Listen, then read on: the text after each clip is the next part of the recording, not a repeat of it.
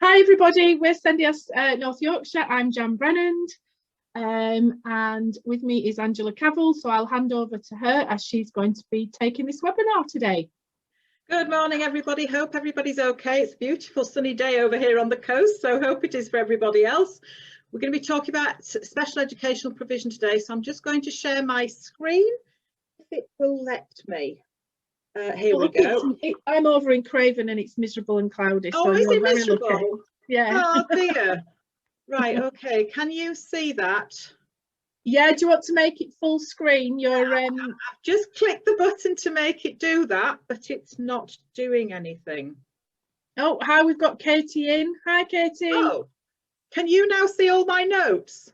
I can't see your notes, but I can see the slides down the side. It's not perfect. So it's we're all ready to go, yeah? Yeah. Okay, well, welcome everybody to this Sendiass North Yorkshire webinar, and it's all about special educational provision. After the session, you might also find it helpful to check out our webinars on special educational needs, contents of an education health and care plan, and annual reviews. So let's get started and look first at the aims of today's session. So what we're hoping to do today is to look into what the term special educational provision means, what it is, why it's needed, who must provide it, and the duties of educational settings and the local authority. We'll look at special educational provision both with and without an education health and care plan. So let's go on to look at what we mean when we talk about special educational provision. Just to say, Angela, now we have got 12 attendees in. Lovely. So... Oh, that's fabulous. Welcome everybody. So what do we mean when we talk about special educational provision? Special educational provision is support for children and young people who have special educational needs, or SEN. It is different from or additional to what is normally available to peers who don't have SEN. This support is available to Angela, children. Sorry to interrupt, but we're still on slide 1. It's not moved on the screen. It's not moved. It's not. We're still on. You're still on. We're still on slide 1. Right. Can I just ask people in the chat? Can you just let us know? Can you just see slide 1? Because that's all I'm seeing. If someone just pops into the chat, I'm going to stop the share for a second and try again. Yeah, everyone else is just seeing slide 1. Right, can you see that now? No, I can just see your beautiful face. That's no good. It was beautiful, that would be lovely too, but you know. Right, okay. Hang on, let me see if I can share it, if it'll be at my end. I'll come out, and if you could share. We had this problem the other day, didn't we? We did. Just bear with us, everybody. Sorry about this. We get there in the end. We do, but we are having an issue because we had an issue last time, didn't we? Hang on. Didn't we? Yeah. I'm just going into the file because I obviously didn't have it open. Yeah. It'll be in final webinars. It's in final webinars. Got it? Yeah, I've got it. Right, okay. It's just opening, Angela. Won't be a second. No problem. The systems are very slow today. Come on, PowerPoint, you can do it. Yeah, right. Give me a second. Okay.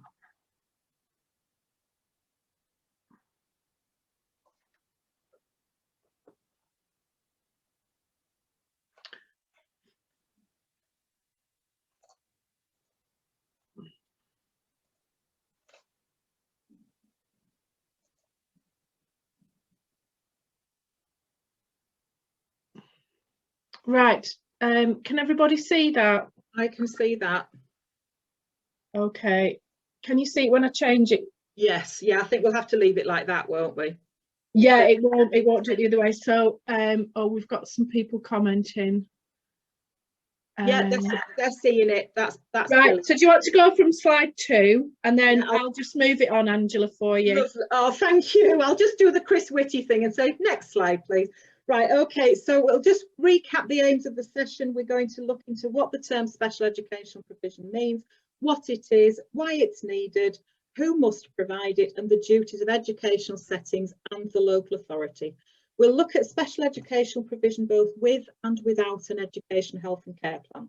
So we're going to move on to the next slide to look at what we mean when we talk about special educational provision. So special educational provision is SEP, is support for children and young people who have special educational needs, or SEN. It is different from or additional to what is normally available to peers who don't have SEN. This support is available to children over the age of 2, but it's useful to note that any educational provision for children under 2 years old is classed as special educational provision. Special educational provision might include things like support from a teaching assistant, a speech and language therapy programme, communication aids, for example, symbols or photographs, visual timetables or cues, specialist equipment, intervention programmes. There's lots of different types of special educational provision. So next slide, please, Jan. So what is special educational provision for? Special educational provision should be in place to help a child or young person to access learning in their educational setting.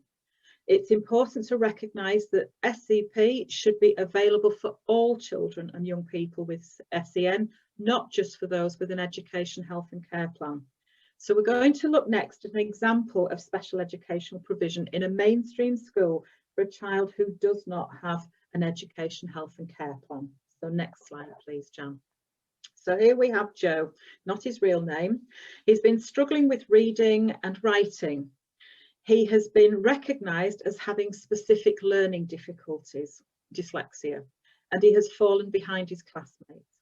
He's also feeling quite low and his self-esteem has been affected. The school have placed him on their special educational needs register and organised some special educational provision for him, which includes coloured overlays, a pen reader, a writing slope and a Chromebook. He's having 2 20-minute sessions a week with a teaching assistant who specialises in literacy. He has oversight from the whole class teaching assistant to help him organise and give him help and encouragement. And he's also been given a weekly session with the school mentor who has had emotional literacy support assistant training. You'll often hear that referred to as ELSA. So very quickly, an ELSA trained TA is someone who has received training in supporting the emotional development of children and young people. That's a quick example. So next slide, please, Jan. So as we said earlier, it's not just children and young people with SEN who have an educational health and care plan that are entitled to this provision. So who does provide the special educational provision? The SEN Code of Practice says that it is the duty of educational settings to provide for children and young people with SEN. And it's important to recognise this duty and that most children and young people identified as having SEN are going to need some form of special educational provision to support their needs. Next slide, please, Jan. So we need to look at teaching expectations. And again, the Code of Practice says that high quality teaching that is differentiated and personalised, we hear those words a lot in the world of SEN, will meet the individual needs of the majority of children and young people. And some children and young people need educational provision that is additional to or different from this. This is special educational provision under Section 21 of the Children and Families Act 2014. Schools and colleges must use their best endeavours to ensure that such provision is made for those who need it. We talk a lot about best endeavours with parents on our advice line. So let's look at what we mean by differentiated and personalised, and then we'll look at best endeavours. Next slide, please, John. So what do we mean when we talk about differentiated and personalised? This broadly means that the education is adapted to the needs of the child, including children being given different tasks based on their ability, modifying tasks to help the child, and modifying the environment to help the child. Teaching staff can personalise things for a child by tailoring the curriculum and their teaching methods so that a child can participate, achieve and make progress. Next slide, please, John. So we talked very briefly about best endeavours on the other slide. Best endeavours means that the educational setting must try hard to ensure that children and young people with special educational needs get the support they need. They must do everything they can to meet these SEN.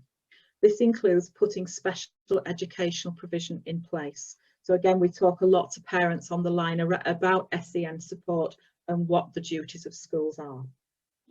So let's go on to the next slide, please, Jan.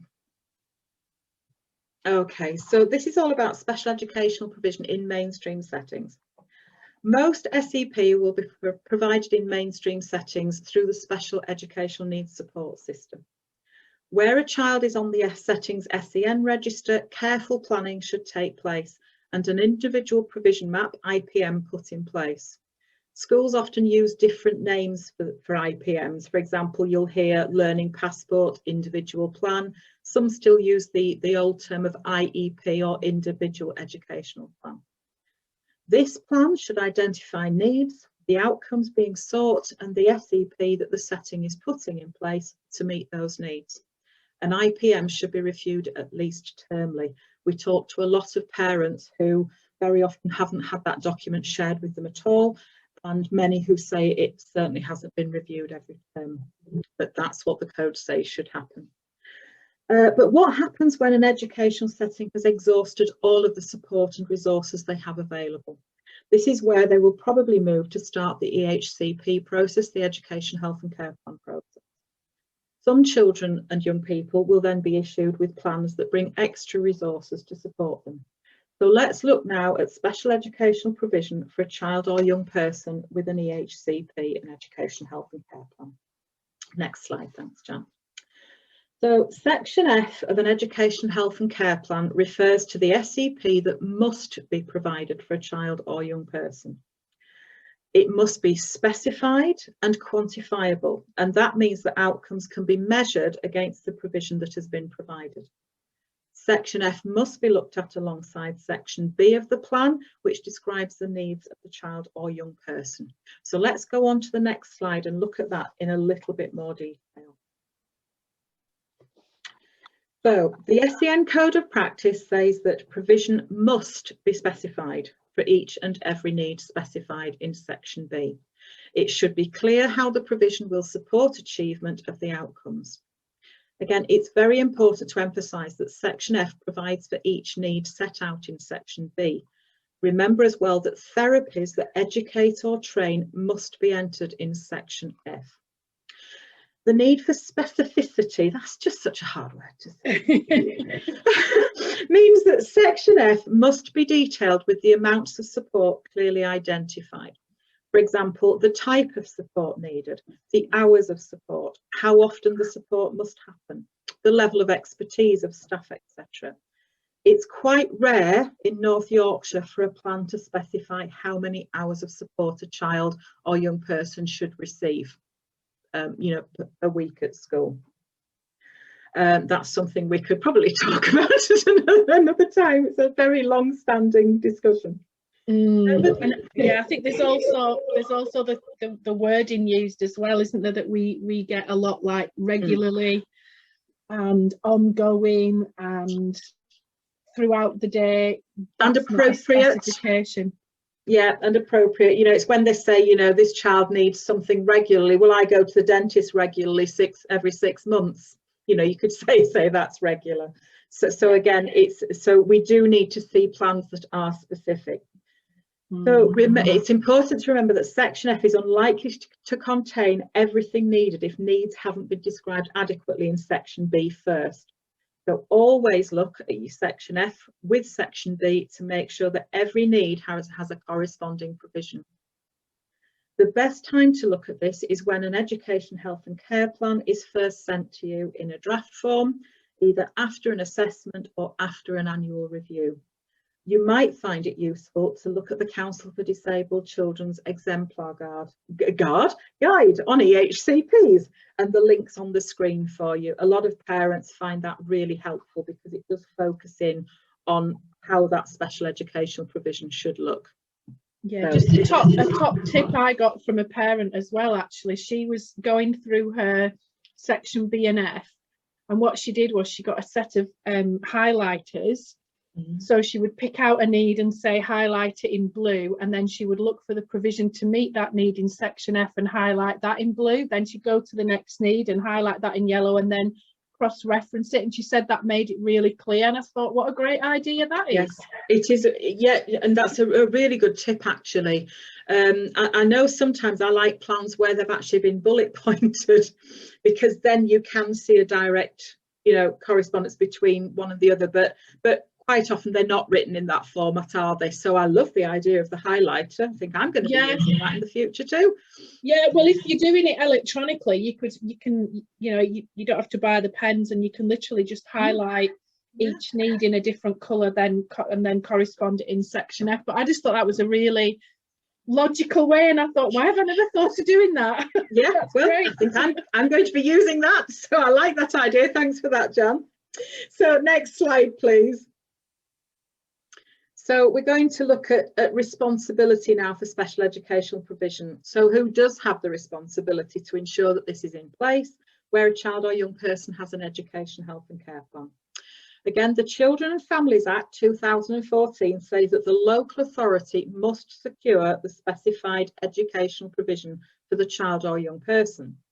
So as you can see, ultimately, it is the local authority which has a statutory duty to ensure that the provision specified in section F is provided. In practice, it is the educational setting that will be delivering the provision specified in section F. And obviously, you know, when you have an education, health and care plan and you preference a school, the local authority will consult with that school using the education, health and care plan, and they will then say whether they feel they can meet the needs specified in section F of that plan. But what happens where the setting can't or won't provide this special educational provision? Well, then the local authority must do so, and we'll talk a little bit later about what you can do if that isn't in place. It's important to remember, though, that if section B has not described the needs properly, then the provision may not be specified in section F. So it is not then possible to force the local authority to secure provision because it has not been identified accurately. And that's what we always say, when you receive a draft EHCP for your child, check out the resources we have on our website, check out, you know, the webinars that we have available. And if you want to come and talk to us on the advice line or book one of our Talk It Through Thursday virtual sessions, because then we can actually have a look at what they're proposing in that plan, so that hopefully we'll get the, you know, the best quality plans possible. So what do you do if the special educational needs provision isn't in place? So can we have the next slide, please, Jan? Lovely, thank you. So what can you do? I always suggest that your first port of call is to talk with someone in your child's educational setting. It could be your child's class teacher or a form teacher. It could be the special needs coordinator, SENCO. It could be the head teacher. I know in a lot of very small schools, very often the head teacher combines their role with the SENCO role as well. You could ask for a more formal SEN support review meeting to try and resolve your concerns. If the school haven't done so already, you could ask them to refer to the SEND hub for the area. So I hope you've all been hearing about the SEND hubs that have been set up in North Yorkshire. Where's that information held, Jan? Is it on our... It should be on the North Yorkshire website, but actually that's a good point, Angela. I can ask Fran actually to do links to all the hubs and put a list upon our website, because we don't actually have that. So that's yeah. Actually, I was just thinking. I mean, parents can go to the CYPS, you know, the Children and Young People Service website for North Yorkshire, but it should also be on the local offer, shouldn't it? So it's probably already out there on the local offer. But again, that's something. You could ask if the school feels that an education, health and care plan assessment is needed. And again, this is for a child who doesn't have an EHCP. Because, you know, you can have those discussions with them. If the situation doesn't resolve, you could write to the head teacher to express your concerns. If the letter to the head teacher doesn't resolve things to your liking, you could write to the chair of governors of the school. And again, ultimately, you could write a letter to the local authority. But if your child attends an academy, check their school complaints policy for the best way to proceed. And also, if the school, you know, having looked at your child on the SEN register and says, you know, we don't think, you know, an education, health and care plan assessment is needed, as a parent or carer or a young person over the age of 16 has the right to request an assessment in their own right. And we always recommend that you either check out the resources we have on our website. We've got a great little YouTube webinar about making a request, or as I say, come and talk to us on the advice line or book a talk it through session. So that's all for children who don't have educational health and care plans. So next slide, please, Jan. So what happens if the special educational provision isn't in place where your child does have an education, health and care plan? Again, my first port of call would always be to the setting. Talk to somebody in your child's educational setting. Again, class teacher, SENCO, head teacher, could be a head of year, it could be the head of inclusion, whatever. And again, hopefully things can be resolved at that point. But if not, I would ask for a meeting with the SENCO or head teacher to actually share your concerns, take the educational health and care plan with you, explain what you feel isn't being provided. Again, you could ask for an early annual review. This means that you can ask for changes to be made to the educational health and care plan. For extra information about the annual review process, please see our webinars. They're available on YouTube, and I think Parent Carer Voice recorded the last one, didn't they? Yeah. So parents can go to that as well. But you can, although it states that a review should be held at least once a year, you can call that review earlier. Most schools will be very happy to hold an early annual review, but if you were finding that schools saying no, we're not going to do that, then I would contact the local authority and ask them to, you know, speak with the school and see if they can get something set. Again, if none of this is working, you could talk with an SEN officer from the local authority. That's probably going to be the caseworker who oversees the education, health and care plan. I'm really pleased that we had all of that restructure with the inclusion team, and now caseworkers actually are allocated to certain, you know, certain children and young people. And I think that's a real positive way forward at the moment. So there should be a named caseworker for you. And very often they will have some good ideas, or they'll be able to speak with the school. Again, if that doesn't work, you could then write a formal letter to the local authority, and we'll have a quick look at that in a moment. Another option would be to ask for a reassessment, but we always recommend that you talk to us, talk to Sendiass North Yorkshire before doing that. It's really, really important that we do that. If the complaints procedure has been followed after your letter to the local authority and you are still unhappy with their response, you could ask the local government ombudsman to look into a complaint about the SEP not being put in place. But again, most of the time, these things are resolved way before we get to, you know, sort of very formal complaint processes. Yeah, and if necessary, you could ask our service to come to that meeting and support you if you feel you need that extra support right at the beginning, at the early stages. So, you know, get us involved rather than it proceed to that local government ombudsman's point. Absolutely. It's very, very rare that happens. We can usually get somewhere. Yeah, I think in 5 years I've been involved with 2 where an actual formal letter has gone into the local authority to say you are not fulfilling the provision in this plan, and that's often because things are resolved at a really early really early time, because let's face it, we're all here for the same thing. We all want the best for the children who have, you know, SEN in county. So anyway, so we'll just go on very quickly, Jan, to the next slide, please. So again, that letter to the local authority, where you are making a complaint that you feel the special educational provision has not been put in place, We recommend that parents and carers use the model letter that's available from the independent provider of special educational advice. I'm sure you've probably all heard of EHCP, and they're a really, really good resource.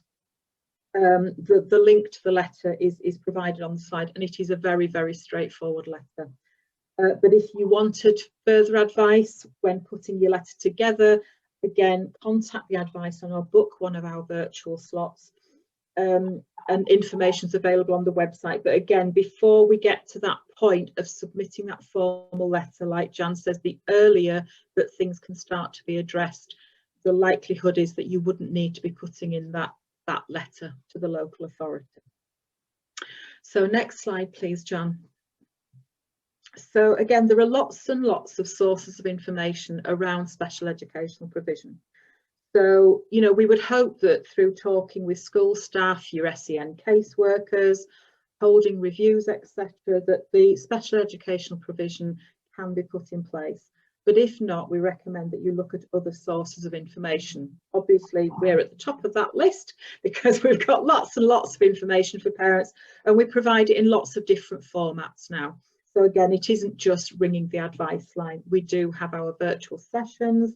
Information goes out regularly, you know, via Facebook, etc. We have webinars on our YouTube channel. So really, really good source of information about this. But then I've also put the information for EHCP on there, the link to EHCP. I'm sure many of you have heard of Special Needs Jungle. Again, fabulous source of information.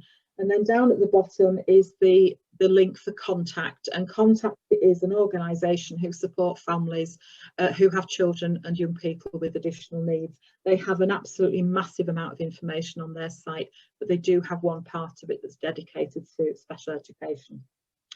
Again, all their details are on the slide, and I would recommend that you have a look at those and see what information you can find. So next slide, please, Jan.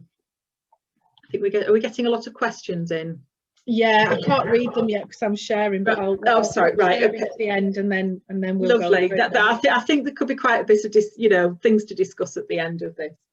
So what next? So again, we hope that the information has been useful.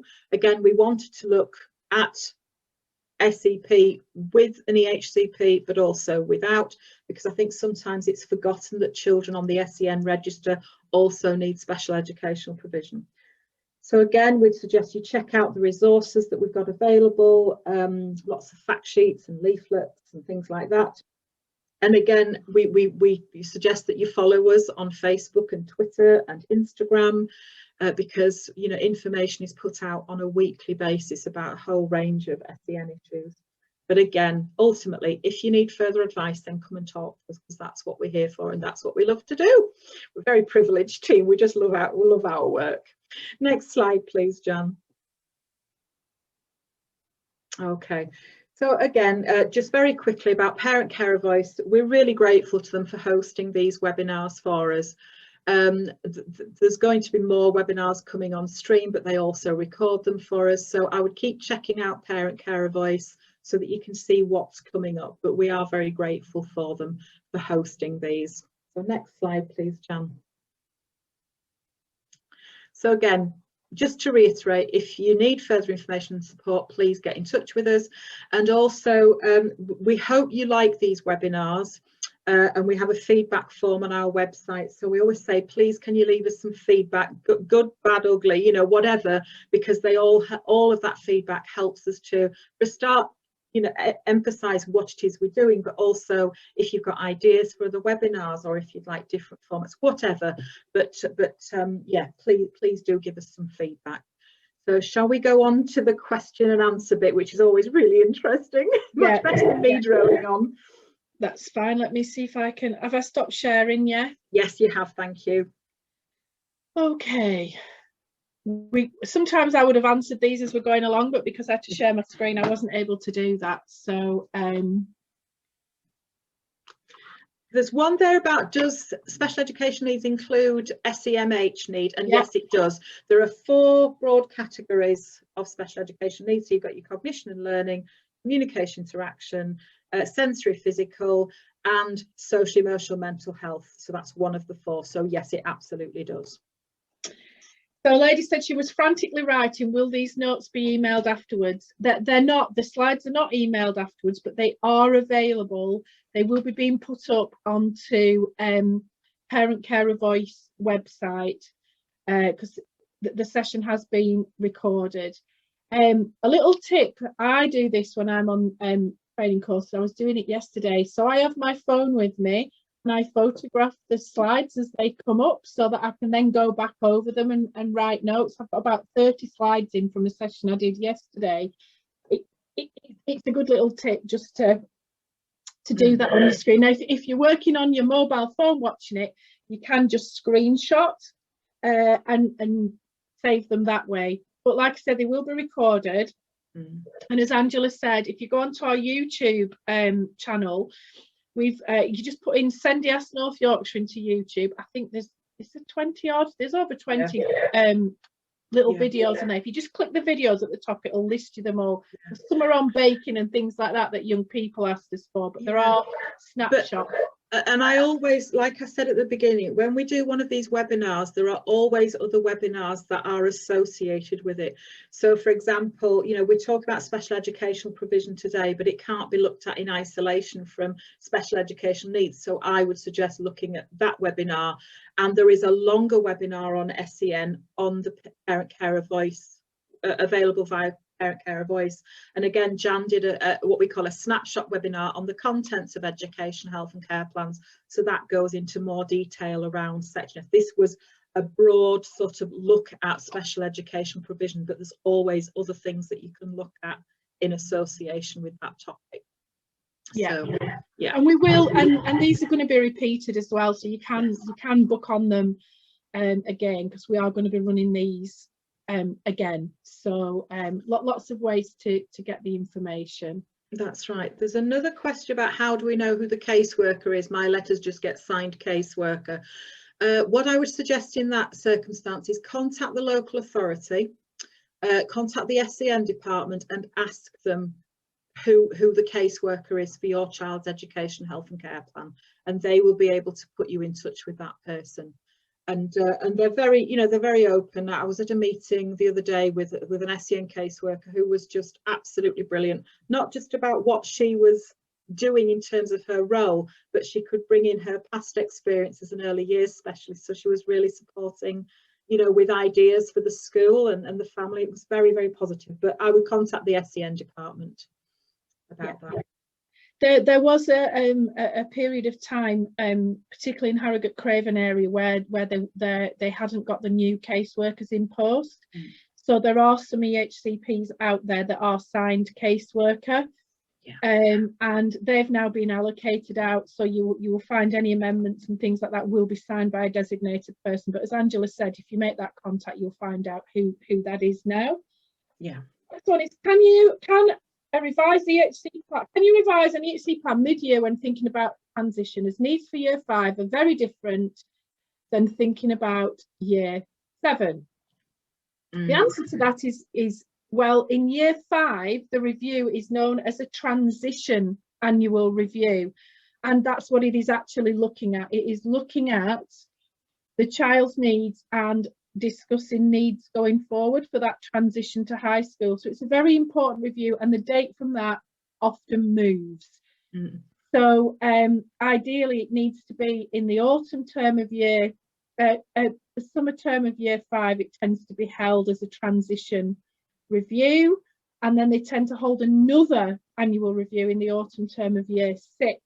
So having said, if it's a year 5 child and their review date is September, then it will be held that term, but it always looks forward, doesn't it, Angela? Absolutely, always looks forward. And again, we did an annual review webinar with Parent Carer Voice, was it last week?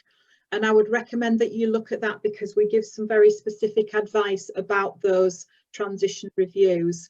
You know, a lot of schools are now holding those transition reviews in the summer term, out the Jan, but certainly the earlier they can be done in the autumn term, because where a child is making that transition, the plan should be amended, naming the next school by the 15th of February. Yeah, the year they're moving. But check out our annual review webinar. I think we've got a short one on our YouTube channel and Parent Care Voice recorded the longer one last week. That parent's saying the annual review is in November. So if the child is in year 5 in November, then that's fine. Yeah, absolutely fine. You don't need to bring it forward into year 4. If the child is going to be year 6 in November, it might be worth bringing it forward a couple of months to the September, because November's quite late, particularly if you're looking at a transition into specialist provision because of the consultation process. So it might be worth asking it. But if they're year 5 in November and they've got a review then that's well within timescales, and you don't need to bring that forward, because that would take it into year 4. It's only year 5 that the review is the transition review, where they look at going forward into year 6, 7 transition and discuss what would be appropriate. There's the question there about who takes charge of writing an education, health and care plan when your child crosses over with medical needs. The plan is always written by the caseworker from the local authority. I've got that right, haven't I, Jan? Absolutely. But yes. But what they do use, they will use all of those medical reports that have been gathered, and they will use those to populate that education, health and care plan. Yeah.